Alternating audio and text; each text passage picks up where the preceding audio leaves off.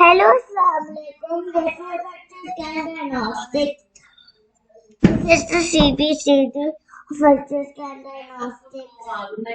Area of interest. This is the lower right wrist of tooth. The area of interest is the first molars on the right and the left. If I'm going to show you, this is the panoramic view, and this is the transaxial view of the lower. So this is the lower left first molar, and on the lower left first molar, you will be you'll be able to see that the mesial root has been obturated with two canals, the mesiobuccal and the mesiolingual.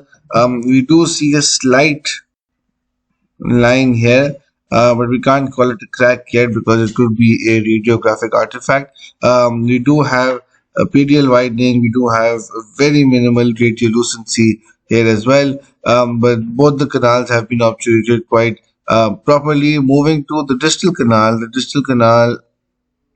has also, it's a single canal, has been obturated adequately, but we do have a slight radiolucency present in the distal canal as well. Now moving to the interradicular area. So this is the interradicular area. We don't see cracks here, but we do see a mild radiolucency developing in the bone. But we can't say if this is infective or associated with the tooth because the interradicular dentine or the dentine on the floor of the pulp chamber looks intact, doesn't seem to have any cracks or any problems. So this is the lower left 6. Moving to the lower right 6, this is the lower right 6 mesial canal. Again, both the canals have been obturated adequately, but we do have a radiolucency here, and this radiolucency is far more greater than the one on the left. We will try to investigate the cause of this radiolucency. Moving to the distal root again has also been obturated.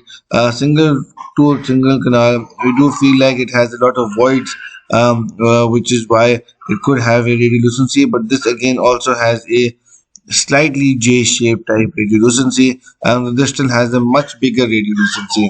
The interradicular area here is also intact. We don't see any cracks or problems here. Moving to the axial view, which is the top to bottom view. The axial view, however, can show us if there are in fact any cracks. So this is where the lower left shows a crack. This is the one we showed you on the transaxial view as well, the one on the buccal aspect. So this definitely could be a crack in the lower left first molar. The lower right first molar, however, we don't see any major cracks here in the lower right first molar, but we will go again and try to investigate the cause of the cracks or the cause of the radiolucency. The lower right, in fact, does not show any cracks. We don't see any problems in the lower right. We do feel like the tooth or the obturation was slightly inadequate, which is why there is a radiolucency associated with this tooth, because here we can't find any cracks. Thank you very much.